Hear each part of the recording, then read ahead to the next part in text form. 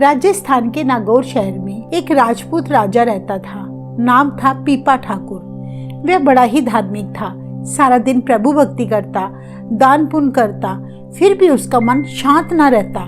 उसे हिंदू धर्म के चारों वेदों का ज्ञान था, जिसे पढ़कर उसे पता चला कि अगर प्रभु के नाम की दात लेनी हो तो जीवन में गुरु धारण करना बड़ा ही जरूरी है। इसलिए राजा के मन में गुरु धारण करने की इच्छा पैदा हुई। उसने अपने मंत्रियों को उच्च कोटि के संत महात्मा का पता लगाने का हुक्म भेजा। कहते हैं राजा को उन्होंने बताया कि काशी नगरी में एक संत महात्मा रविदास जी रहते हैं, जिनके पास हर समय ढेरों भक्तों की भीड़ लगी रहती है। उन्होंने प्रभु की ऐसी भक्ति की है कि चारों दिशाओं और तीनों लोकों में उनकी चर्चा हो रही है। बहुत से राजे महाराजे उनके दर्शनों को आते हैं, उनसे नाम की दात लेते हैं। तब ये लोग भूल जाते हैं कि रविदास जात जन्म करके चमार हैं। वे लोग बड़ी श्रद्धा से उनके आगे माथा टेकते हैं, दर्शन करते हैं, उनसे मुंह मांगी मुरादें पाते हैं।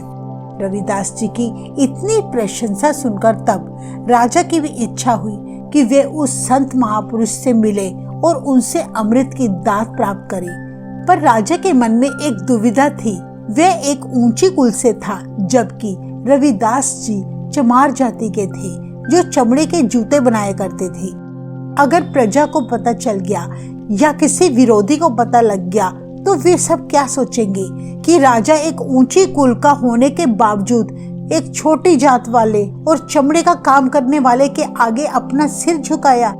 यह सोचकर वह डर गया कि मेरा बहुत मजाक बनेगा, मेरा विरोध किया जाएगा, लोग तरह तरह की बातें करेंगे। इसलिए राजा रविदास जी के पास जाने की हिम्मत न जुटा पाया। कहते हैं दिन बीतते गए, पर राजा के मन में नामदान लेने की तड़प और बढ़ती गई। वह बेचैन रहने लगा। तब उसने फैसला किया कि वह हर हाल में वहां जाकर ही रहेगा।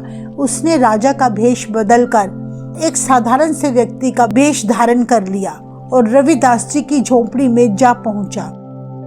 उस समय रविदास जी जूते सिल रहे थे। ढेरों संगतें उन्हें घेरे हुए बैठी थी। राजा ने रविदास जी के पास जाकर उनके चरण छुए, नमस्कार की। फिर राजा संगत के बीच में जाकर बैठ गया।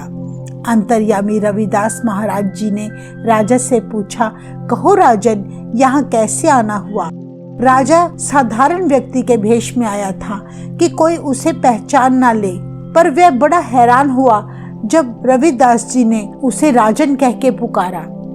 उसने गुरु जी से प्रार्थना की कि मुझे प्रभु दर्शनों की बड़ी प्यास है, आप मुझे भक्ति की दात बख्शे ताकि मैं भी उस मालिक के दर्शन कर सकूं। रविदास जी ने कहा, हे राजन, आपको प्रभु के दर्शन अवश्य होंगे। राजा बोला, गुरु जी, क्या मेरी प्रभु मिलाप की इच्छा आप अभी पूरी कर सकते हैं? गुरु जी ने कहा, हाँ, मैं तुम्हें इसी समय मालिक के दर्शन करवा सकता हूँ। कहते हैं रविदास जी के पास एक बड़ा सा पानी का बर्तन रखा था, जिसमें उन्होंने चमड़ा भिगोया हुआ था। चमड़े का रंग उतरने के कारण पानी लाल रंग का हो चुका था। रविदास जी ने उसी बर्तन में से पानी लेकर राजा की हथेली में उड़ेल दिया और कहा, राजन, ये अमृत ग्रहण करो। इतना कहकर रविदास महाराज जी अपने जूते गांठने लगे। राजा ने अपनी हथेली में पानी तो ले लिया, पर उसे पीने में बड़ा संकोच हुआ, क्योंकि उसी पानी में चमड़ा भिगोया हुआ था। राजा रविदास जी से छुपकर पानी से भरी हथेली अपने मुंह तक तो ले आया, पर उसने पानी ग्रहण नहीं किया, बल्कि अपने कुर्ते पर ही गिरा दिया। राजा ने ऐसा महसूस करवाया जैसे उसने पानी ग्रहण कर लिया हो। अंतर्यामी रविदास महाराज जी सब कुछ जान चुके थे, पर वे चुप रहे। तब राजा गुरु जी को प्रणाम करके वापस महल में लौट आया। कहते हैं रानी ने राजा का मैला कुर्ता धोबी को धोने के लिए दे दिया और उसे आदेश दिया कि कुर्ते पर लगे दाग अच्छी तरह से साफ करना, कोई दाग लगा ना रह जाए। कहते हैं तब धोबी ने अपने घर जाकर राजा के कुर्ते पर लगे दाग उतारने की बड़ी कोशिश की, पर वे दाग ज्यों के त्यों ही रहे। धोबी की 10 साल की बच्ची जो लगातार यह सब कुछ देख रही थी, तब धोबी ने अपनी बेटी को वह दाग वाले हिस्से को मुंह में डालकर चूसने को कहा, ताकि वह दाग फीका हो सके। पर लड़की बेसमझ थी। वह लगातार दाग वाले कपड़े को चूसती रही। पानी बाहर थूकने के स्थान पर उसने अपने अंदर ही निगल लिया, जिसका परिणाम यह हुआ कि उसे तीनों लोकों का ज्ञान हो गया, भूतकाल, वर्तमान और भविष्यकाल। उसका दशम द्वार खुल गया। बड़े बड़े महात्माओं के जैसे वह उपदेश देने लगी। उसकी ख्याति सारे शहर में फैल गई। आखिर राजा पीपा के कानों में भी खबर पहुंच गई कि 10-12 साल की लड़की लोगों का भविष्य बता रही है। राजा पीपा ने सोचा, मेरी इतनी उम्र हो चुकी है पर मुझे अभी तक ज्ञान की प्राप्ति नहीं हुई। एक बेसमझ बच्ची उच्च कोटि की विद्वान आखिर कैसे बन गई? राजा फौरन उस धोबी के घर आया उस बच्ची से मिलने। राजा ने उसे प्रणाम किया तो वह बोली, आप क्यों प्रणाम करते हैं? प्रणाम तो हमें आपको करना है, हमें आपका शुक्रिया अदा करना है, क्योंकि आपके कारण ही मुझ पर ईश्वर ने इतनी बड़ी कृपा की है। आपके कारण ही मुझे यह सब कुछ प्राप्त हुआ है। मुझ पर ऐसी कृपा हुई जिसे पाकर मैं धन्य हो गई। एक मासूम से बच्ची के मुख से ज्ञानियों वाली बातें सुनकर राजा तब बड़ा हैरान हुआ।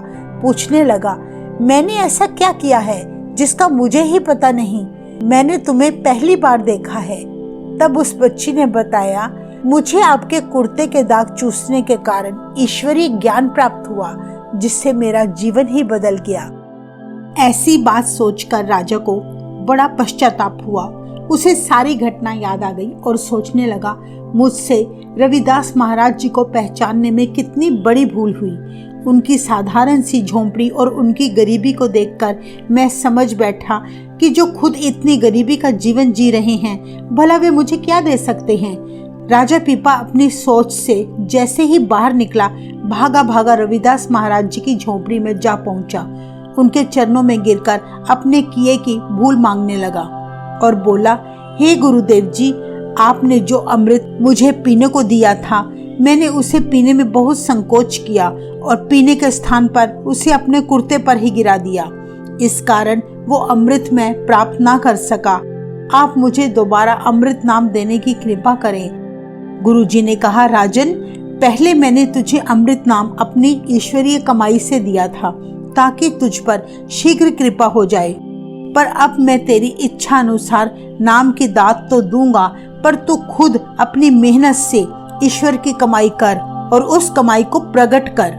कहते हैं तब से राजा पीपा को मन में वैराग पैदा हो गया। वे दिन भर प्रभु नाम में जुड़ गया। उसने अपना राजपाट त्याग दिया। इस तरह निरंतर भक्ति के साथ जुड़ के वे उच्च कोटि के प्रभु भगत बन गए। आज उनकी लिखी बानी श्री गुरु ग्रंथ साहिब जी में भी दर्ज है। इस प्रकार राजा पीपा नाम की कमाई करके सदा के लिए अमर हो गए। वाहेगुरु जी का खालसा, वाहेगुरु जी की फतेह।